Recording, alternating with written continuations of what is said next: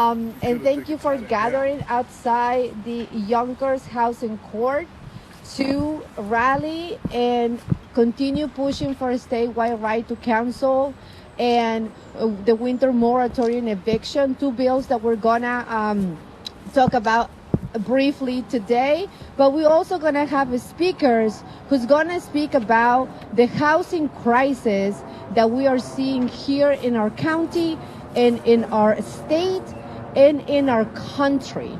So this is a crisis that we need to start tackling it before people start leaving their communities, kids start facing evictions that are so traumatic. So it's important to start thinking about how we protect tenants' homes, how we protect our neighbors to continue being here in their communities, growing up, and guess what? Give back to their communities to make them better, to beautify them, because that's what we do when we raise our kids in our community. So thank you so much. And I think, hi John, welcome, thank you for being here. So let's just wait maybe a couple of minutes more and then we will be ready to start. But thank you for being here.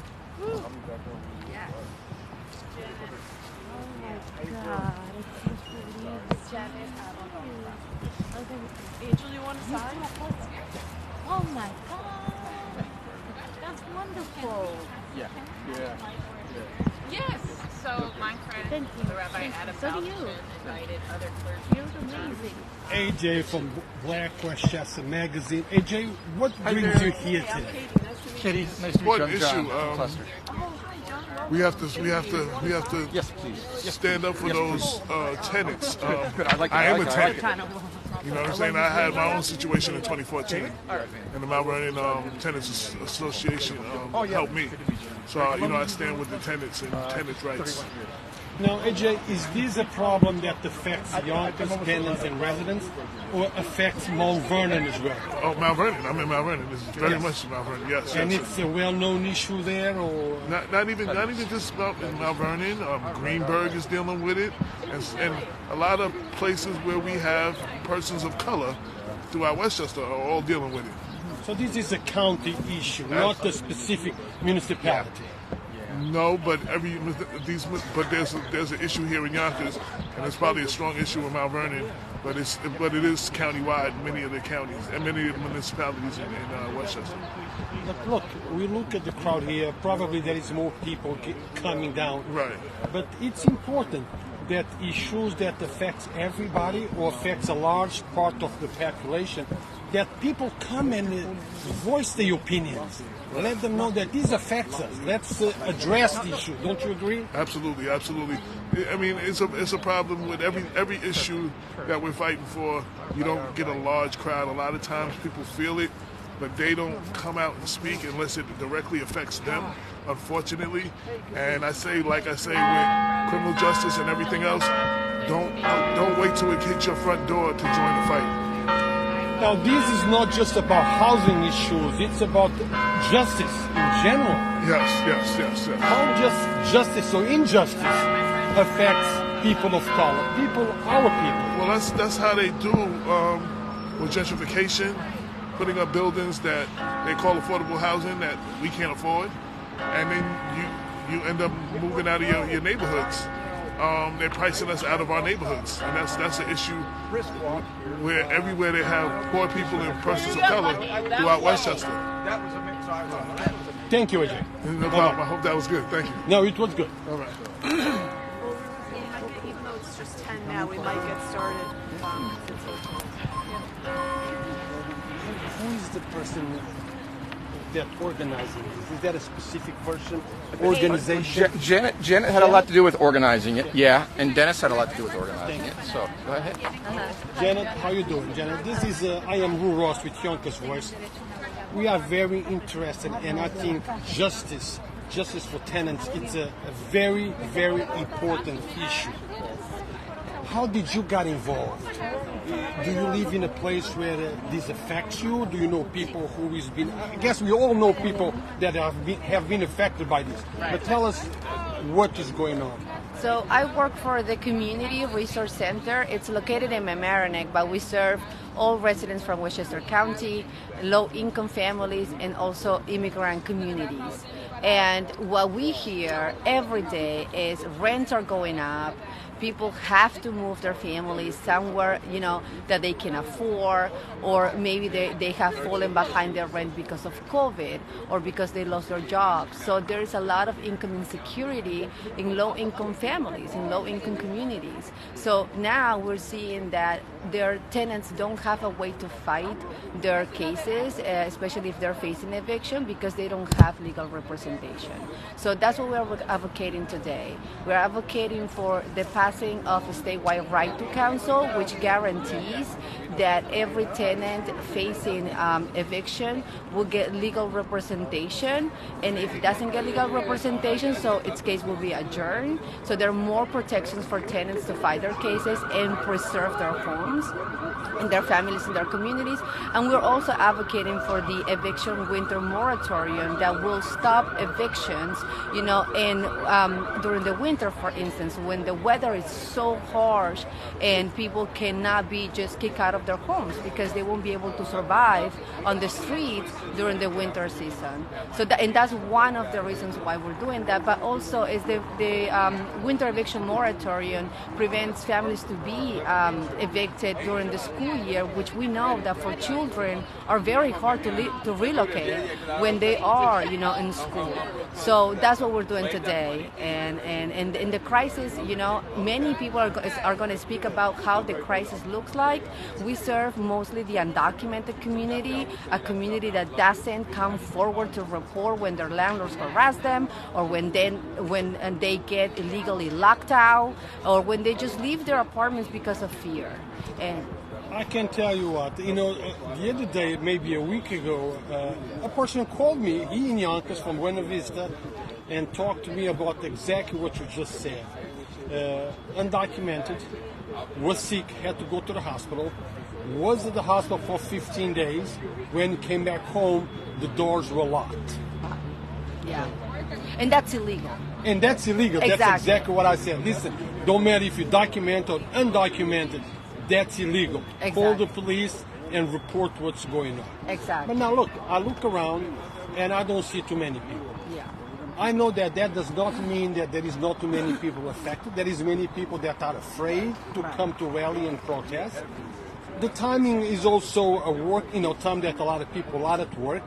But I hope that you represent them well and you articulate the issues, because this needs to be addressed. Absolutely. But go ahead. And we are also here, at the housing courthouse in Yonkers to see how evictions are continue happening, even with tenants that haven't secured legal representation, and that's very that's concerning, because we know that an eviction proceedings without legal representation can happen as quickly as 4 minutes, and people can lose their homes in a matter of minutes. So that's what we're advocating for. And what are you looking to achieve by this rally? What I'm looking to achieve is raising awareness about the housing crisis in our county, and that we have to do something to tackle that, to be able to keep families in their communities. Also to advocate for the passing of a statewide right to counsel that is sponsored by Assemblymember Joyner and Senator May, and that is a legislation that actually does that, establish that the right to counsel, it's a right in eviction proceedings, and also adjourns cases if tenants are not able to secure legal representation. And we want to pass it now before the state budget cycle ends, which is April 1st. Now, there is lots of people probably thousands of people are going to be watching this video, and they are affected by exactly the issues that you just articulated.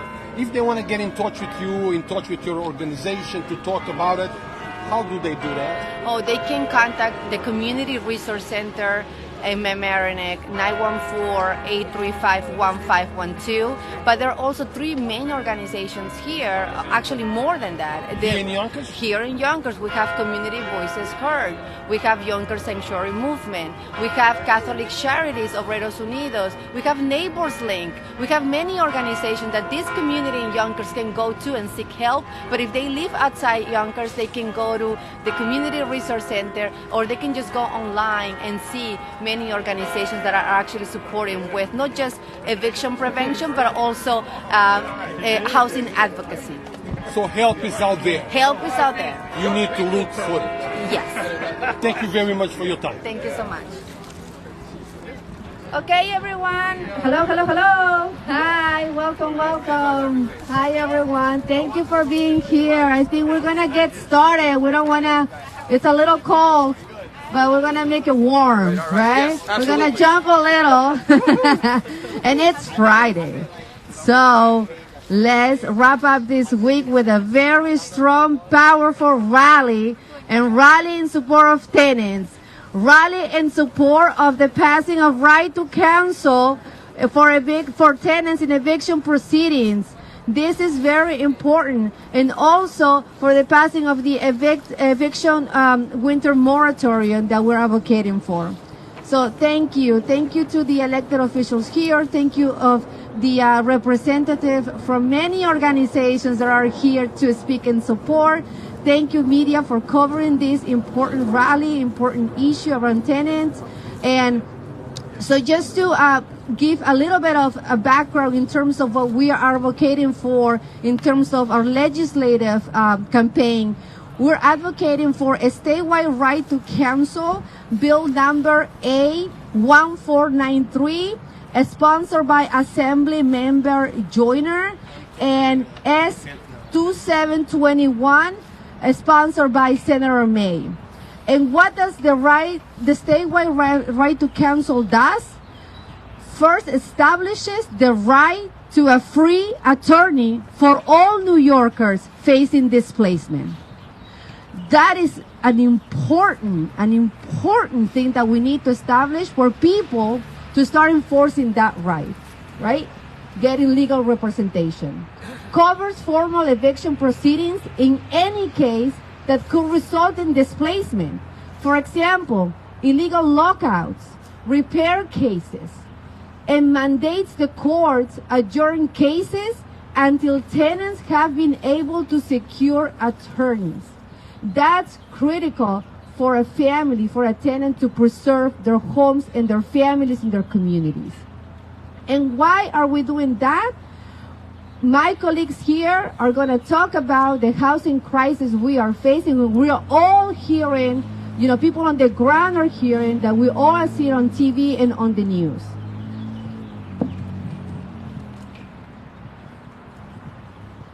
The other legislation we are advocating for here is the winter eviction moratorium.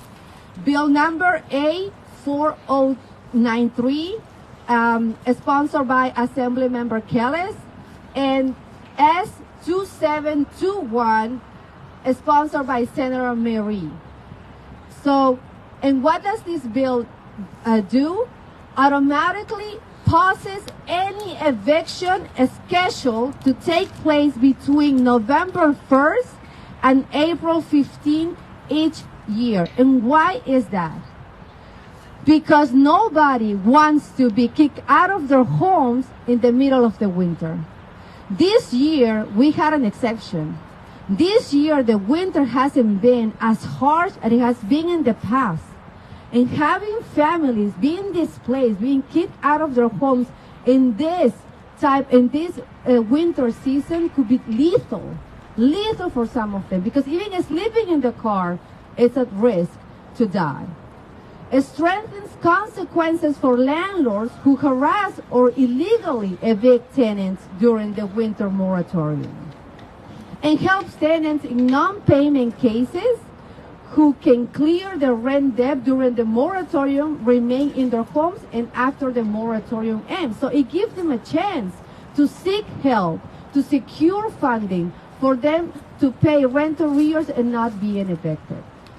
So those are the two priorities that as a coalition we have. So next, I'd like to invite, hold on one second.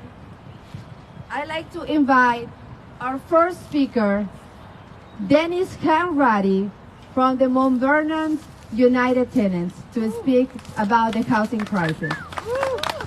Thank you, Janet, and thank you all for being here again. I don't think I have to go too much into what the housing crisis is, because I pretty much believe everybody here is understanding it. That's why you're here.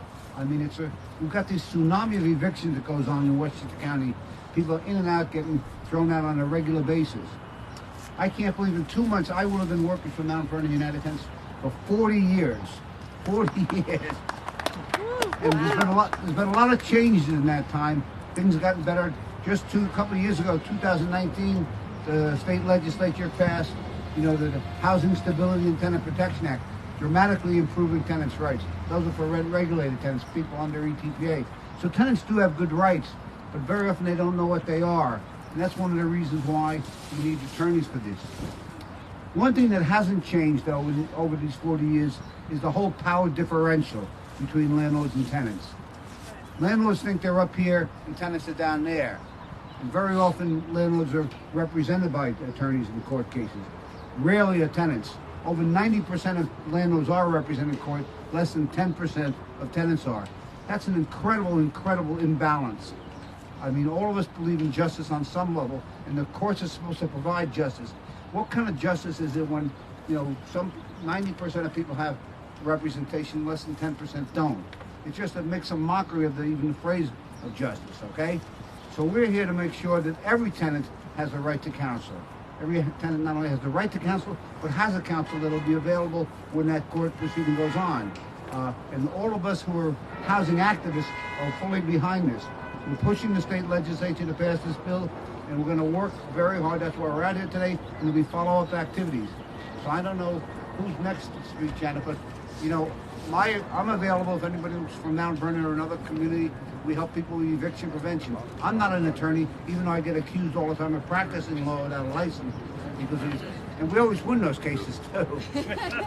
But I'm sure we got a lot of people doing good hard work every day, but that we need money. In addition to the right to counsel, part of that is a request for $172 million in the state budget so we can properly put this program together. So I'm asking everybody here to do their bit, to work with us on this right to counsel, make sure it happens this year. Thank you. Thank you. Woo, let's give it up for Dennis. Come on. So now, thank you, Dennis, so much. So now we have our faith leaders who are going to speak about, who are going to actually give words of encouragement and to continue this fight. I'd like to invite Rabbi Adam Balkin. Thank you so much. Good morning. My name is Rabbi Adam Baldachin. I am Rabbi of Sha'arei Tikva in Scarsdale, New York. And as a rabbi, of course, I'm preparing for Passover. But you might think that I'm busy trying to find all the leavened bread around my house. I'm doing that, of course, but more importantly, I'm thinking about the leaven that's inside of my heart. What is the injustice that I am not speaking out against? And so this morning, I am preparing myself and hopefully helping to prepare our state for some much needed legislation. So earlier this week, I was joined by 21 clergy, interfaith, Jewish, Christian, Muslim clergy, to witness the atrocities of our nation wrought on people of color for hundreds of years. We were in Alabama. And what was so glaringly obvious were two basic facts: that as a nation, we are capable of the most heinous cruelty to our fellow human beings, and two, while slavery has ended, its after effects and elements of unequal treatment of people of color continue to this day. We witnessed the incredible bravery of those who marched in nonviolent protest, of those who spoke out against injustice by sitting at lunch counters they were told weren't for them, by attempting to exercise their right to vote, by speaking their truth. Dr. King described what they were protesting for as true peace, which he described as not merely the absence of tension, but the presence of justice. He gave his life for that cause. In the Birmingham Civil Rights Institute, there is a model church demonstrating the ways in which religion played a crucial role in inspiring people to advocate for a better life for all Americans. And in the front of that room, there is a Bible which is open to the book of Isaiah, chapter 58. This happens to be the same chapter that the Jewish community reads on Yom Kippur Day as we are fasting and setting our vision for the society that God desires us to build in the year to come. Isaiah inspires a nation to speak out against injustice, cry with full throat, without restraint, raise your voice like a ram's horn, declare to my people their transgression, to the house of Jacob their sin. God asks Isaiah why it is that a nation who is fasting continues to act in unjust ways, ignoring those who are oppressed and continuing business as usual. Why do we observe this day? In Isaiah's words, it is to share your bread with the hungry, and to take the rich and poor into your home. When you see the naked, clothe him, and not to ignore your own kin. Then shall your light burst through like the dawn, and your healing spring up quickly. We would do ourselves a great service by hearing Isaiah's words today as we witness a serious injustice happening within our own state of New York. Families are being sent out of their homes without due process. In minutes, their lives are upended because they don't have counsel in a courtroom. Why is it that due process does not apply to the most basic of human needs? The emotional trauma of losing one's home must apply here. The emotional trauma of going through a whirlwind experience of just a few minutes while the ground under your feet is ripped away from you and your children. The fact that in New York City since 2017, after passing a right to counsel legislation, 86% of tenants who had attorneys through the program won their case and were able to stay in their homes. That's right. Because lawyers are necessary to demonstrate to our judges that often tenants have a legal right to stay in their homes and that often landlords do not have the right to evict their tenants. Right. This is a racial justice issue. This is a moral issue. This is a human issue. We must respond when our system is broken, when we see a system in which overwhelmingly black and brown tenants, immigrants, low-income families, mothers, so many New Yorkers that kept our state going during COVID are now the ones that are being evicted without due process. So let's support these bills. Let's give people the right to an attorney in the state of New York, and let's support a second bill which further helps tenants by making it illegal for them to be evicted during the coldest months of the year.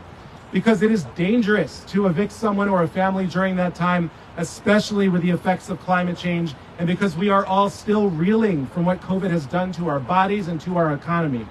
Let's remember what it means to be human and to be American. Let us take a deep look into how we are characterized as a nation by how we take care of our most vulnerable populations. Then shall your light burst through like the dawn, and your healing spring up quickly. Let us heal. Thank you. Rabbi Baldachin, thank you. And now we have County Legislator Christopher Johnson to share a few words with us. Come on, round of applause, people. Woo! No eviction. No eviction. Good morning, everyone. I'm here because this is a housing issue. Because we have people in this city, we have people in this state who currently have a place to live, who love their home, but may have fallen on hard times. They may have lost their job, they may have gotten sick, someone in their household may have come upon a bad situation, and so all of a sudden, they get an eviction notice. It may not even be that. It may be something's broken, and they needed to pay for to fix the thing in their house that's broken, and instead of paying their rent, they had to fix the thing that needed to be fixed, and the landlord didn't do that. And so they end up here in the courthouse. And so what we've seen is what is truly just not fair. We see a landlord and their attorney versus someone like you and me, versus someone who doesn't have the skill, who doesn't have the knowledge of the law, who doesn't have the ability, quite frankly, to defend themselves in court. And so it's obvious what happens, right? It's like me versus LeBron James in a basketball game one-on-one. We all know who's gonna win. I'm gonna dunk it on you. It really amounts to that. It's just not fair. And so what we're asking here is for a level playing field. You have an attorney, I have an attorney. And let's come to the facts, and let's have people that understand the law talk about what is truly at hand. We in Westchester County, I am the majority leader of the Board of Legislators in Westchester, and we saw this issue pre-COVID. We saw what that meant here in Westchester County with 7,000 evictions in Yonkers and 14,000, I believe, around the county. And so we said we need to do something here in Yonkers, and we started a pilot program with Legal Services of Hudson Valley to give people attorneys when they got an eviction notice. 90+% of those individuals who got an attorney were able to stay in their homes. 90+%. This works. This works. This is what an equal playing field looks like. When I have the representation that I deserve, and you have the representation that you pay for, and they stand in front of a judge together, and they have a conversation about why I fell behind, about the situation that I'm truly in, and what is at hand, then we have a fair, equitable, just system. And that's all we're looking for. We're looking to make sure that evictions, that they don't, not that they stop, but that unfair evictions stop. That people who pay their rent, people who want to make sure that they're doing the right things, people who just want to stay in their homes and be good tenants have the ability and the opportunity to do that. We have a bill at the county level because we saw the success here in Yonkers and then we spread it through other parts of the county. So we decided that this should be the law in Westchester, and we have a bill in front of us right now that we desire to pass. But we recognize that what we do in Westchester is not the end because, well, frankly, because there's 20 million people in the state and there'll still be millions of people that wouldn't get the benefit that we want to provide. But also, as a county, we don't have oversight over the courts. And so we can't tell the judges what to do. We can only ask for them to wait and allow an attorney to have a conversation with a tenant. We can only ask them that they show that grace and that mercy to people who deserve it. But what we're asking here is for the state to step up, for the state to recognize that there are people in this state who need their help. People in the state of New York who are good people, who are just asking for justice, who need their assistance to make sure that the courts are fair to them because they've fallen on hard times. I stand with you here as we make sure that we fight for justice for each and every family member, each and every household here in the city of Yonkers, here in the county of Westchester, and here in the state of New York. Thank you for your time. Thank you, Council Legislator Johnson. And now we have Reverend Dr. Kelly Rogers from Scarsdale Congregational Church to share a few words with us. Thank you.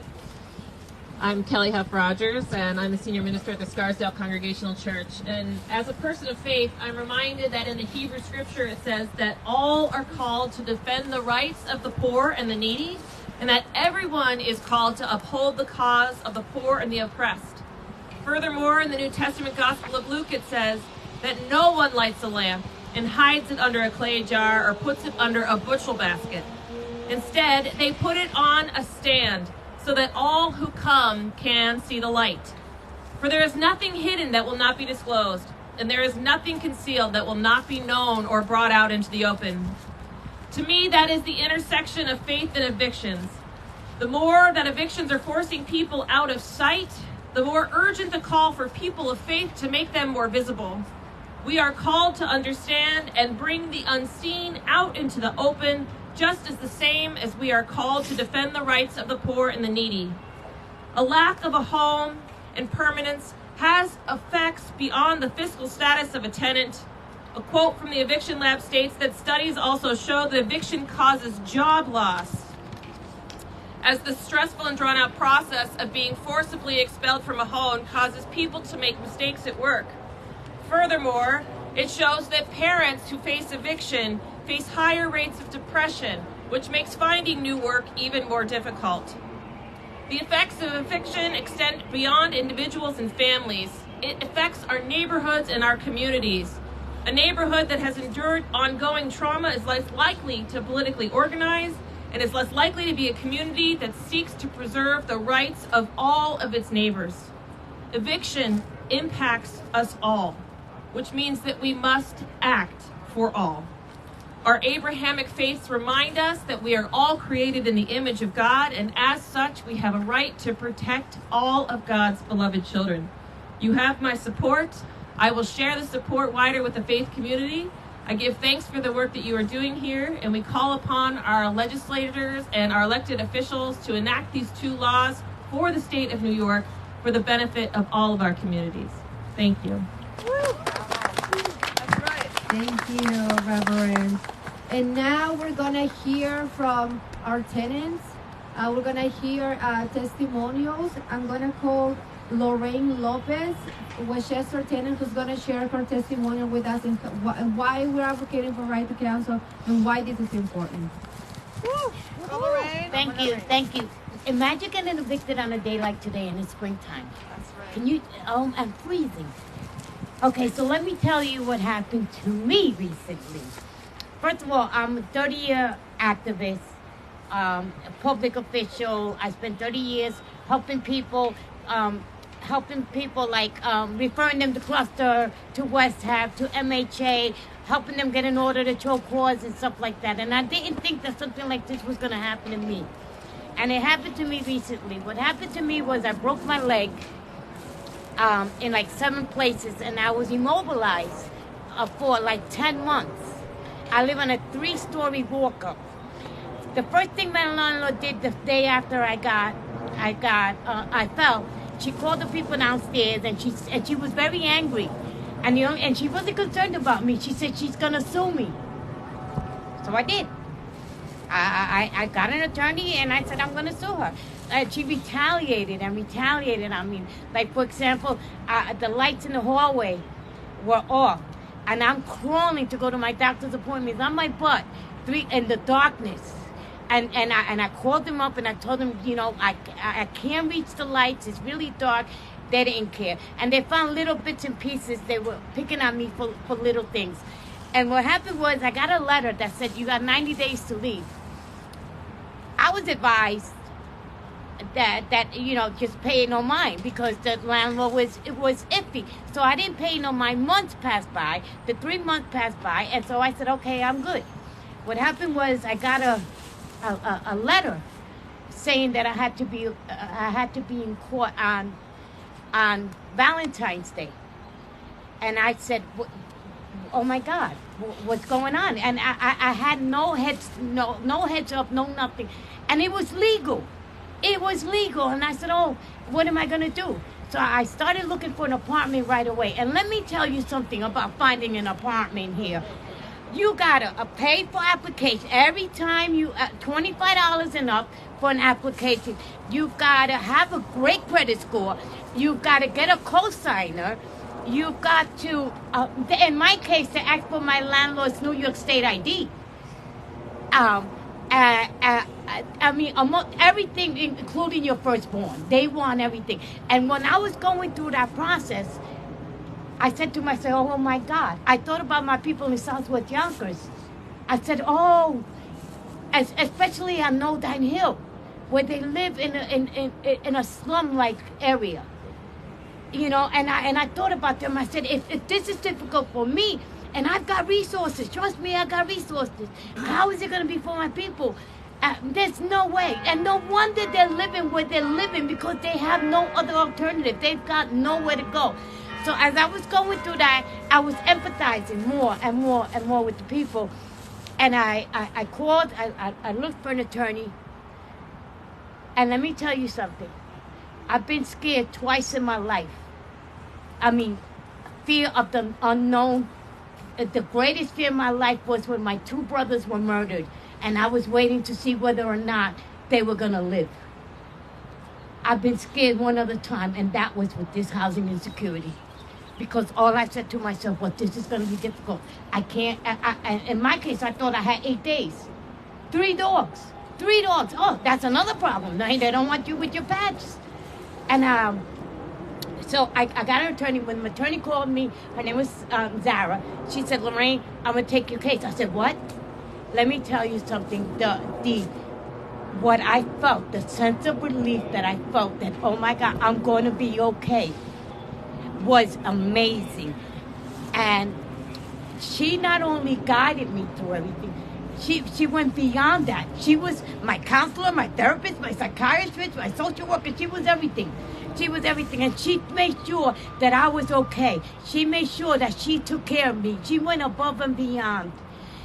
And in my case, everything worked out. I didn't get evicted. We went to court. Zara saved me. But if it wasn't for Zara, I would not be here right now advocating for this. Because I had to experience it myself. And I've seen other people go through it. And I've cried with other people. But when it happened to me, I said, you know what, God? This happened for a reason. It happened so I can advocate. It happened so that I can say, I feel your pain, and I'm going to support you. I'm going to support you. So I am advocating for the passing of these bills.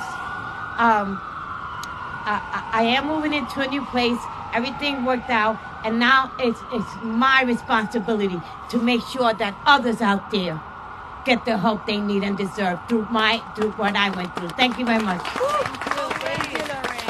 Thank you so much for sharing your story. And yeah, right to counsel works, right? Right to counsel makes you keep your home, at least provides you with a fair fight. So now we're going to hear from co-founder of the Yonkers Sanctuary Movement, Diana Sanchez, who is also a Yonkers resident, and Marisol Santiago. Thank you, guys. It's very cold outside, right? But it's not as cold as all the tenants that live inside without heat and hot water, right? So my name is Diana Sanchez. I'm the co-founder of Yonkers Sanctuary Movement together with Marisol Santiago. We're here because 19 years ago, I had to come to City Hall to support my family who didn't speak English. They were getting evicted. They had sold the building where they were. And of course, in many undocumented community members, the right of language, the access of language is so necessary. So we went, I advocated, we got an extension to 60 days. That was a win. And then right after we finished, there was another person that we knew from the community. She needed representation. So there I am at 17 years old representing 2 cases and trying to win them, right? That's the reality of our community. And unfortunately, I would like to say 19 years later, we're doing better. We're not. In fact, the city of Yonkers, the 3rd largest city, is one of the first and one of the most that has the eviction cases in the state of New York. We have currently cases that we're working on, and I'm going to pass it on to my partner in crime, Marisol Santiago. Hi, guys. So yeah, my name is Marisol, and I'm also co-founder of Yonkers Sanctuary Movement, and I'm here on behalf of the tenants that we have. We have had some families that came to us and that confided in us of all the work that we do, and I live right across here from us in Main Street, and we're cold right now, and they're cold as well. Like, they didn't have no heat during the winter. Some of them they didn't have hot water. They also had mold. We went to each apartment one by one. It was approximately about 8 apartments that we walked through, and you could smell the mold that it was in each and every apartment. You could see some of the people. I assure you, I couldn't live like that. It was like they had to do their dishes on the top. That's incredible. On top of that, 2 of them just got eviction letters or letters to come to the court on March 31st. And I know a little bit about the law, and it's been so difficult for me coming to the court, sending me from one place to the other, and they don't know where to go. It's crazy. It's like, I put myself in their shoes, and I'm like, I don't know what else to do. Thankfully, right now, I got another call. Maybe we're going to get someone to represent them, but they're scared. One of them just gave a call to Diana yesterday. She was very scared today. Today in the morning. She's scared. She doesn't know what she's going to do. She has 3 children, and it's like, they're single mom. This is just something that we need to pass. We all here are here for something, and we need to spread the word, and we need to have that we have the right to counsel. That's just a basic human right. Like someone said, it's incredible. 90% gets counsel of the landlords and 10% of the tenants. That's not right. That's unequitable. We need a right to counsel now, and we need for them to have the right to have the representation. This is incredible. Like, we need to work more, and we need to pass it now, not yesterday, not nothing, now. And just very quick, the people who are watching in Facebook en español, estamos aquí abogando para que haya representación, un abogado presente en los casos. 10% de las personas que van a corte por los caseros solamente tienen representación. 10% de todos los casos. La ciudad de Yonkers es una de las ciudades tercera más grande de esta ciudad. Como compartió la compañera Marisol, tenemos casos que ya tienen 6 años que hemos estado peleando, están regresando con las peores condiciones que antes. Así que las personas que nos están viendo, ahorita se ha formado una coalición, organizaciones como Community Resource Center, el Hudson Valley Justice Center, el Tenants Union de Mount Vernon, y si se me olvidan algunas, discúlpenme. Y aquí estamos con el movimiento tratando de apoyar esto. No tengan miedo, busquen ayuda. Hay organizaciones que les ayudan en todo Westchester. Aquí estamos, no nos vamos y vamos a regresar. Gracias. Thank you, Diana and Marisol. Powerful, powerful words. And now I'd like to invite our state elected official representative, Perla Arellano. She's representing Senator Shelley Mayer. Hi, everyone. Good afternoon. My name is Perla Arellano. I represent State Senator Shelley Mayer's office. Well, I represent her and her office. I'm her community outreach specialist. I take care of constituent service, and I hear of all these kind of issues all the time. We're not new to it, and Senator Mayer is fully supportive of the right to counsel. She sees it as it's common sense, right? It's common sense to have legal representation when the other side has legal representation. And so she's right now in the community, going to other meetings, meeting with constituents, so that's why I'm here. And usually she's in Albany. So if you guys have any questions, comments, concerns that you guys want to let her know, please call the office at 914-934-5250. And we also have people that speak in Spanish, like myself, and I'm going to do it in Spanish as well. Mi nombre es Perla Arellano y yo estoy aquí representando a la senadora estatal Shelley Mayer. Ella está en total apoyo de esta legislación que pase. Ella siente que es sentido común que la gente tenga representación legal cuando el otro lado también tiene representación legal. Es nomás algo que se tiene que hacer. Si tienen cualquier pregunta o opinión en legislaciones, por favor llamen a nuestra oficina. Ella necesita más de sus opiniones. Y también si tienen preocupaciones, no duden, al 914-934-5250. Mi extensión es 8, por si quieren hablar en alguien en español. Muchas gracias. Thank you so much. And now let's welcome Yonkers Council Member Corazon Pineda. Thank you. Good morning, everyone. I'm Corazon Pineda Isaac, a councilwoman in Yonkers.